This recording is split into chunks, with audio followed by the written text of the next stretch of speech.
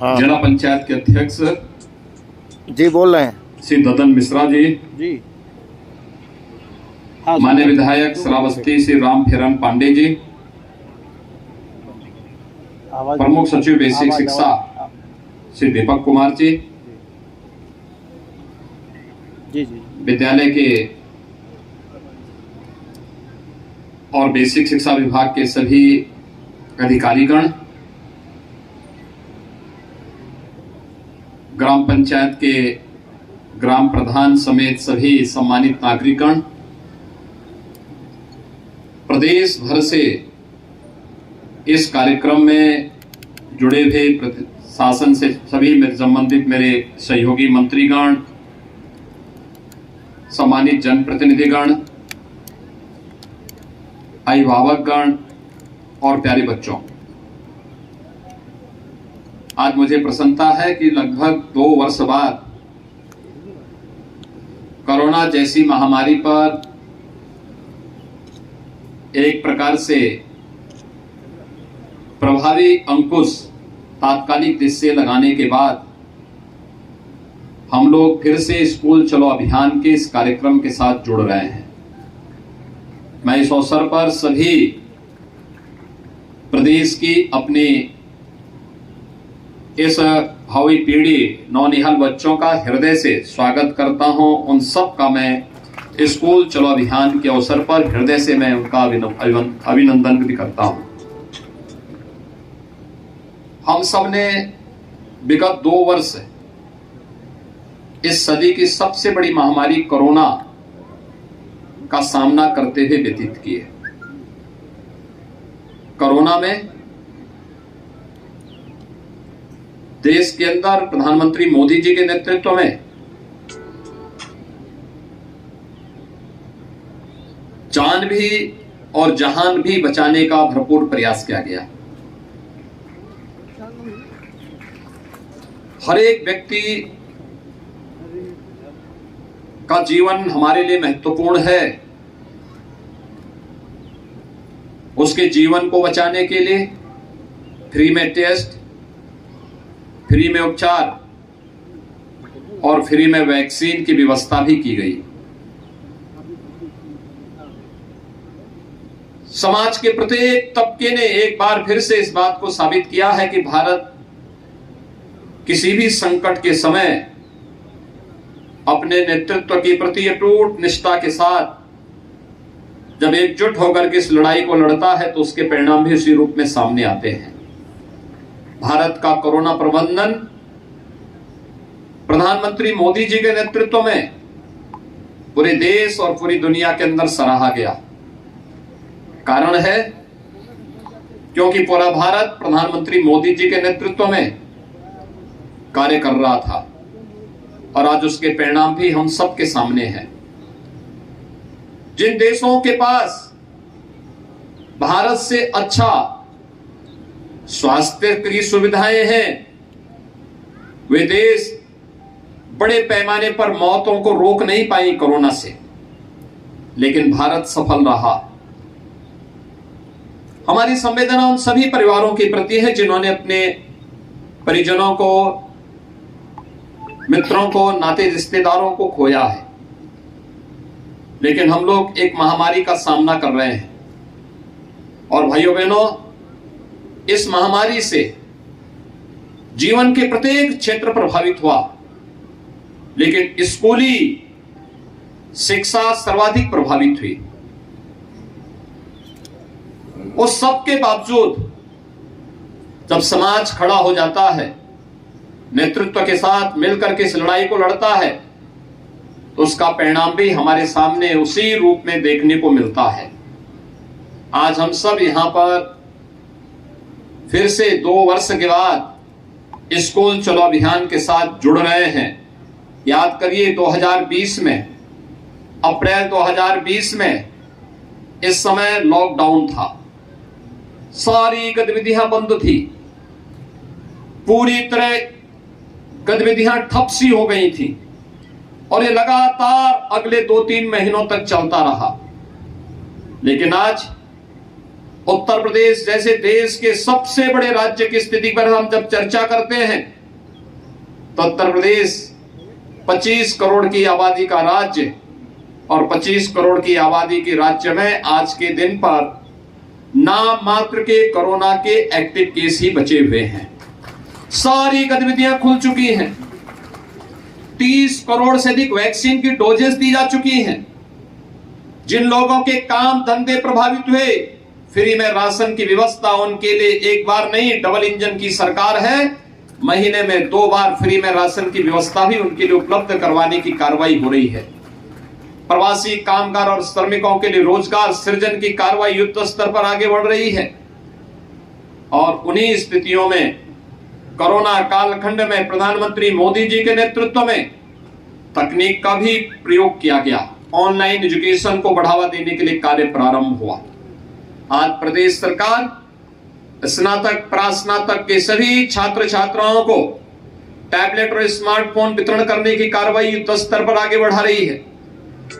लेकिन हम सबको शिक्षा की सबसे बेसिक यानी जो सबसे आधारभूत इकाई है बेसिक शिक्षा, इस पर विशेष ध्यान दिए जाने की आवश्यकता है। बहुत सारे बच्चे होंगे जो 2 वर्ष के अंदर स्कूल का मुंह न देखे हो और अब स्कूल जाने में उनको थोड़ा आलस आ रही हो, और इसलिए तय किया गया कि हमें फिर से स्कूल चलो अभियान के कार्यक्रम के साथ हर एक बच्चे को जोड़ना होगा, हर एक परिवार को जोड़ना होगा और कोई बच्चा छूटने ना पाए। इसके लिए समाज को एक संकल्प के साथ आगे बढ़ना होगा।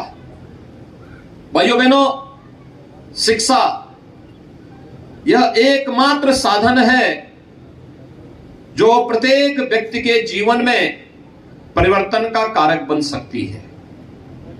शिक्षा ही वास्तव में प्रत्येक नागरिक को एक सही दिशा दे सकती है। हर एक व्यक्ति के सर्वांगीण विकास का आधारशिला खड़ी कर सकती है। और याद रखना, जब व्यक्ति सक्षम होगा तो समाज भी सक्षम होगा, और समाज सक्षम होगा तो राष्ट्र स्वयं ही सशक्त होता हुआ दिखाई देगा। और राष्ट्र की आधारभूत सक्षम होने के लिए जिस एक प्रयास की सर्वाधिक आवश्यकता होती है वह है कि हम हर व्यक्ति को, हर बच्चे को शिक्षित करें। ये न केवल हमारा नैतिक दायित्व है बल्कि हमारा ये राष्ट्रीय कर्तव्य भी बनता है कि अपने देश को दुनिया की एक ताकत बनाने के लिए हमें हर एक बच्चे को शिक्षित करना होगा। और शिक्षित करने के लिए आवश्यक है हम उसे स्कूल भेजें, स्कूल लेकर के आए। इसके लिए मैं आह्वान करूंगा प्रदेश भर की सभी बेसिक शिक्षा परिषद से जुड़े हुए जितने भी हमारे प्रधानाचार्य, शिक्षक और इस विभाग से जुड़े हुए अन्य कर्मी हैं, उन सब से मैं इस बारे में आग्रह करूंगा कि वे तो इस अभियान का हिस्सा बने ही, ग्राम पंचायत और नगर निकाय में जुड़े हुए जनप्रतिनिधियों से भी मैं इस बारे में अपील करूंगा कि वे लोग भी इस बात को सुनिश्चित करें कि अगले 1 महीने के अंदर चलने वाले इस अभियान के क्रम में घर घर जाकर के एक एक घर में दस्तक दीजिए और पूछिए कोई बच्चा ऐसा तो नहीं जो स्कूल जाने से वंचित रह गया हो या रह रहा हो। उसको स्कूल ले जाना, नजदीक के स्कूल में उसका रजिस्ट्रेशन करवाना, उस बच्चे को uniform, bag, books, shoes, socks, sweater, ये सभी प्रकार की सुविधाओं से इसे आच्छादित करने की तैयारी करना। इस पूरे कार्यक्रम को अगर हम जोड़ते हैं, इस पूरे कार्यक्रम को एक साथ आगे बढ़ाते हैं तो भाइयों बहनों, इससे बढ़कर के पवित्र कार्य दूसरा हो ही नहीं सकता है। श्रीमद् भगवत गीता भी तो यही कहती है कि किसी को ज्ञानवान बना देना ही ये जीवन का सबसे पवित्र कार्य है, और इसका आधार कोई बन सकता है तो शिक्षा बनेगी, शिक्षा। और इसीलिए स्कूल चलो अभियान 2017 में हम लोगों ने प्रारंभ किया था। जुलाई 2017 में जब ये कार्यक्रम प्रारंभ हुआ, उस समय उत्तर प्रदेश बेसिक शिक्षा परिषद के स्कूलों में 1,34,00,000 बच्चे अध्ययन कर रहे थे। वे आते थे, स्कूल में आने का समय नहीं था, कब कौन आ रहा है, कब कौन जा रहा है। स्कूलों की स्थिति अत्यंत जर्जर थी। पीपल और बरगद के पेड़ भले ही जमीन पे नहीं उगे हों, लेकिन विद्यालय भवनों पर जरूर उगे हुए होते दिखाई देते थे। क्लास की स्थिति खराब थी, पेयजल की व्यवस्था नहीं थी, बालक बालिकाओं के लिए टॉयलेट की व्यवस्था नहीं थी, मिड डे मील की कोई पुरसाहल नहीं था। एक प्रकार की अव्यवस्था और अराजकता का वातावरण देखने को मिलता था। स्कूल आने वालों की संख्या कम, छोड़ने वालों की संख्या ज्यादा दिखाई दे रही थी। लेकिन आज जब लगातार 3 वर्ष तक स्कूल चलो अभियान प्रारंभ हुआ, आगे बढ़ा, तो मात्र 3 वर्ष के अंदर उत्तर प्रदेश में बेसिक शिक्षा परिषद के स्कूलों में 1,80,00,000 बच्चे इन्हीं विद्यालयों के में अपना नामांकन करा करके वहां पर अध्ययन के साथ जुड़े और उस बेसिक शिक्षा परिषद के साथ जुड़ करके शिक्षा की आधारशिला को मजबूती प्रदान करने में अभिभावकों ने अपना योगदान दिया। तो बच्चों ने आकर के स्कूलों को फिर से एक बार यहां की रौनक को बढ़ाने का काम भी किया। इस दौरान प्रयास हुए, हमने हर बच्चे को बैग, बुक्स, 2 यूनिफॉर्म, जूते, मोजे, स्वेटर, ये सभी कुछ उपलब्ध करवाने का कार्य किया। लेकिन साथ ही साथ ऑपरेशन कायाकल्प के माध्यम से हमारे माननीय जनप्रतिनिधियों ने, शिक्षा विभाग के अधिकारियों ने, पुरातन छात्रों ने, समाज के जागरूक नागरिकों ने, सबने मिलकर के एक अभियान प्रारंभ किया। और वह अभियान था जिसमें एक एक विद्यालय गोद लेकर के और उन विद्यालयों में अच्छी फ्लोरिंग बना देना, साफ सफाई की व्यवस्था कर देना, वॉल पेंटिंग की व्यवस्था करना, वहां पर बच्चों के लिए जो भी अन्य रोचक कार्य हो सकते हैं, सेपरेट टॉयलेट की व्यवस्था करना, पेयजल की व्यवस्था करना, वहां पर विद्युत की आपूर्ति हो सके इसके लिए भी प्रयास प्रारंभ हुए, फर्नीचर देने के कार्य प्रारंभ हुए। मुझे स्वयं जब एक विधायक के रूप में जो विधायक निधि मिली, तो मैंने अपने विधानसभा क्षेत्र में हर विद्यालय में बेसिक शिक्षा परिषद से जुड़े हुए हर विद्यालय में फर्नीचर देने का काम किया, जिससे वहां पर हर बच्चा आकर के स्कूल में फर्नीचर में बैठ सके, कुर्सी मेज में बैठ सके, उस प्रकार की व्यवस्था वहां पर उनके लिए देने का कार्य हुआ। मिड डे मील के स्तर को सुधारने का कार्य हुआ। और देखते ही देखते 1,58,000 जो विद्यालय थे बेसिक शिक्षा परिषद के, इनमें से 90,000 से अधिक विद्यालयों में ये सभी प्रकार की सुविधाओं से इसे आच्छादित करने का कार्य हुआ। आज बढ़कर के 1,34,000 तक पहुंच चुकी है। लेकिन अभी भी बहुत सारे विद्यालय हैं जिन्हें ऑपरेशन कायाकल्प के साथ जोड़ना है, और इसलिए मैं आज आपके बीच आया हूं आपसे कहने के लिए। मैं प्रदेश भर के अपने सभी जनप्रतिनिधियों से कहूंगा, माननीय सांसद, माननीय विधायक, विधान परिषद के माननीय सदस्य, जिला पंचायत के अध्यक्ष, ब्लॉक प्रमुख, मेयर, चेयरमैन, पार्षद, ग्राम प्रधान, पुरातन छात्र, शिक्षा विभाग से जुड़े हुए सभी अधिकारी और अन्य सभी जनप्रतिनिधियों से, पार्षदों से, सबसे मैं इस बारे में अपील करूंगा, वे एक एक विद्यालय फिर से गोद लें। जो विद्यालय पिछली बार छूट गए थे, उनमें से एक एक विद्यालय को गोद लेकर के उन्हें ऑपरेशन कायाकल्प के माध्यम से सभी प्रकार की बुनियादी सुविधाओं से उन्हें आच्छादित करते हुए अपने वर्तमान यानी भावी पीढ़ी के वर्तमान को सुधारने की दिशा में हम प्रयास करेंगे, तो वह आपके भविष्य को भी उज्जवल बनाने में अपना योगदान दे पाएगा। और इस दिशा में मैं अपील करूंगा कि एक एक विद्यालय गोद लेकर के इस कार्यक्रम को वे सभी लोग स्कूली शिक्षा के इस पवित्र कार्यक्रम के साथ जुड़े। भाइयों बहनों, हम लोग देश के सबसे बड़े राज्य में बेसिक शिक्षा परिषद में जितने हमारे यहां बच्चे पढ़ रहे हैं, देश के अंदर तमाम राज्यों की उतनी आबादी नहीं है और दुनिया के अंदर तमाम देशों की भी उतनी आबादी नहीं है। लेकिन हमें अपने प्रदेश के इन बच्चों की प्रतिभा पर गौरव की अनुभूति करनी चाहिए, इन्हें उचित माहौल देना चाहिए। कोई स्मार्ट क्लास लगा सकता है, कोई इन बच्चों के लिए वहां पर फर्नीचर की व्यवस्था में योगदान दे सकता है, कोई लाइब्रेरी को बनाने में योगदान दे सकता है। हमने पाठ्यक्रम में भी आमूलचूल परिवर्तन करने का प्रयास किया। एनसीईआरटी के पाठ्यक्रम को बेसिक शिक्षा में लागू करने, साथ साथ महापुरुषों की जीवनी को भी इसके साथ जोड़ने का कार्य किया। और जब मैंने स्वयं इस आकांक्षात्मक जनपद श्रावस्ती से इस कार्यक्रम का शुभारंभ करने का निर्णय लिया तो इसके पीछे का कारण भी था। एक आकांक्षात्मक जनपद है और भाइयों बहनों दूसरा श्रावस्ती भगवान बुद्ध से जुड़ा हुआ एक महत्वपूर्ण जनपद भी है। कहते हैं ज्ञान प्राप्ति के बाद महात्मा बुद्ध ने अपने सर्वाधिक आध्यात्मिक साधना के चातुर्मास इसी जनपद में व्यतीत किए थे। भगवान बुद्ध ने कहा था अप दीपो भव, यानी अपना दीपक स्वयं बनो और स्वयं ही हमें अपने आप को पहचानने की ताकत अर्जित करनी पड़ेगी।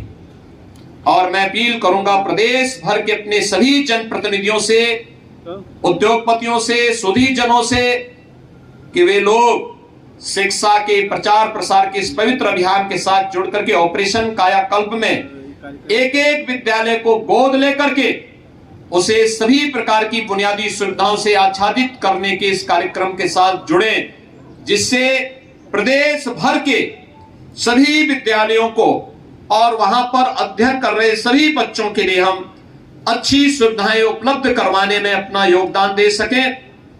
आज जब सरकार ये सभी प्रकार की सुविधाएं दे रही है, मेरी सभी बेसिक शिक्षा परिषद से जुड़े हुए जितने भी बेसिक शिक्षा अधिकारी हैं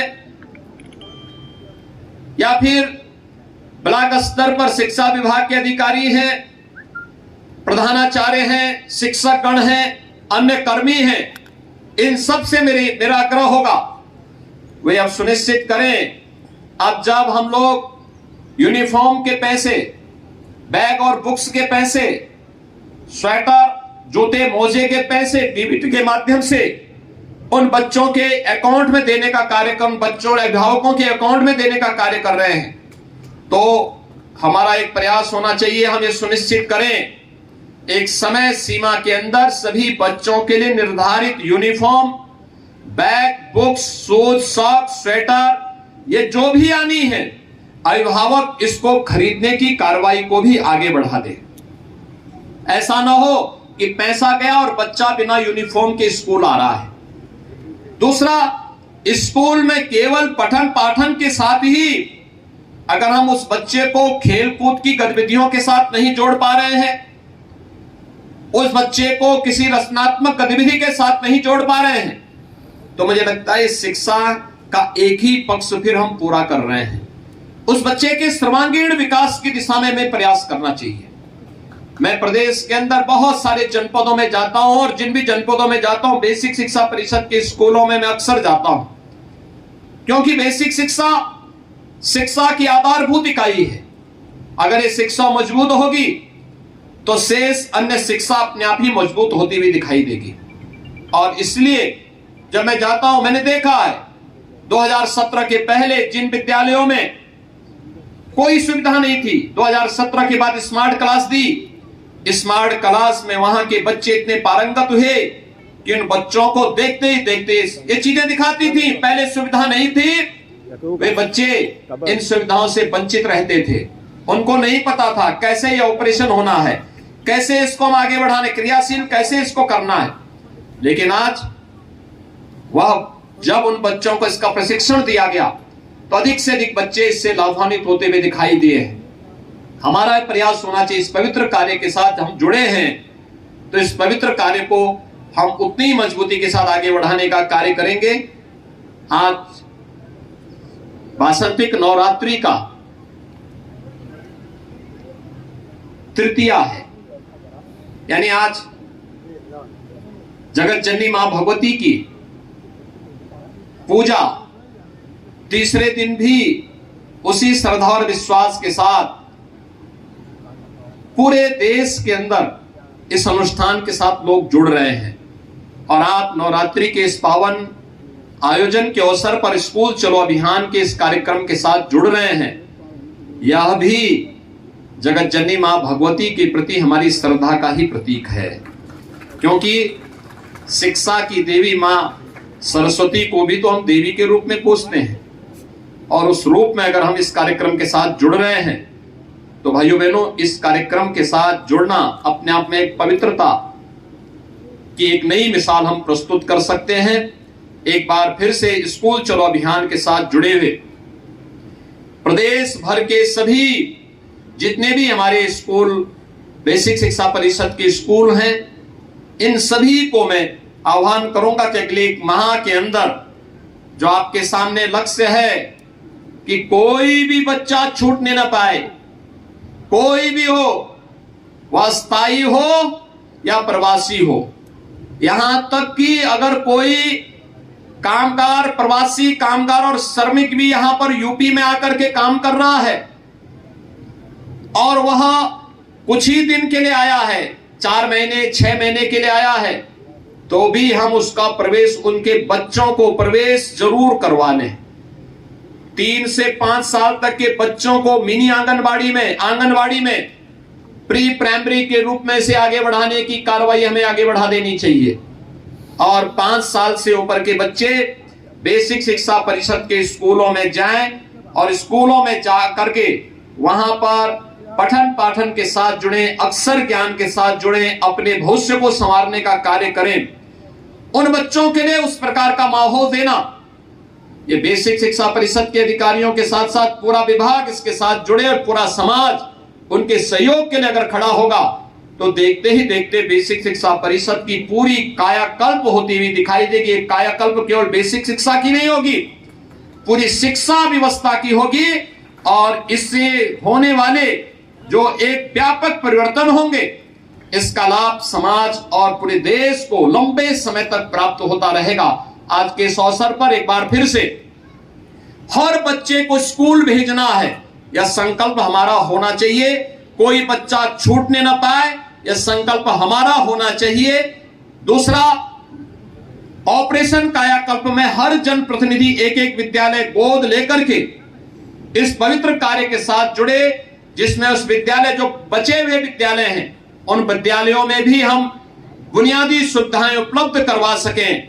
उनकी फ्लोरिंग को ठीक करना, बालक बालिकाओं के लिए टॉयलेट बनाने की कार्रवाई अलग करना, बनाना, पेयजल की व्यवस्था उपलब्ध कराना, फर्नीचर की व्यवस्था, स्मार्ट क्लास, लाइब्रेरी और अन्य बुनियादी सुविधाएं भी हम वहां उपलब्ध करवाने का कार्य करें। सोलर पैनल की व्यवस्था हो, ये सभी चीजें अगर हम वहां उपलब्ध करवाते हैं तो आप देखेंगे कि बहुत जल्दी सभी विद्यालय न केवल उसके साथ आगे बढ़ेंगे बल्कि बेसिक शिक्षा परिषद का पूरा कायाकल्प होता हुआ दिखाई देगा और यह लोगों के लिए व्यापक परिवर्तन का कारक बनेगा, जो प्रदेश के विकास को एक द्रुत गति से आगे बढ़ाने में सहायक होगा। और साथ साथ मेरा आह्वान होगा कि जो भी ये कार्यक्रम चल रहे हैं, इन कार्यक्रमों की नियमित समीक्षा, प्रधानाचार्य प्रतिदिन इसकी समीक्षा करे, कौन बच्चे आ रहे हैं, कौन नहीं आ रहे हैं। उन बच्चों की रिपोर्ट कार्ड से साल में कम से कम 3 से 4 बार अभिभावकों के साथ बैठक करना, उनके साथ संगोष्ठी करना, उनके साथ बैठक करना, 4 बार कम से कम उनके साथ बैठे। हर तीसरे महीने अभिभावकों के साथ एक बैठक जरूर हो। यह विद्यालय का जो समय है उसके बाद या उससे पहले आप करें या रविवार के दिन करें। कक्षा का जो टीचर है, कम से कम कक्षा अध्यापक सप्ताह में एक बार जिस ग्राम पंचायत में उन बच्चों को पढ़ा रहा है उस ग्राम पंचायत में जाकर के एक एक अभिभावक के साथ जरूर बातचीत करें, बच्चे के बारे में सकारात्मक रूप से उसे आगे बढ़ाने के लिए प्रेरित करें, अभिभावक को प्रेरित और प्रोत्साहित करें। ये क्रम अगर आगे बढ़ेगा आप देखेंगे कि आपको इसका यश भी प्राप्त होगा। आप यह न केवल बेसिक शिक्षा परिषद की प्रगति का आधार बनेगा बल्कि आपके जीवन को भी यशस्वी बनाने में इसकी बड़ी भूमिका होगी। एक बार फिर से नियमित समीक्षा इस बात की भी कि डीबीटी के माध्यम से जिन बच्चों के अभिभावकों के अकाउंट में पैसा चला गया है उसकी सूची लेकर के यह सुनिश्चित कर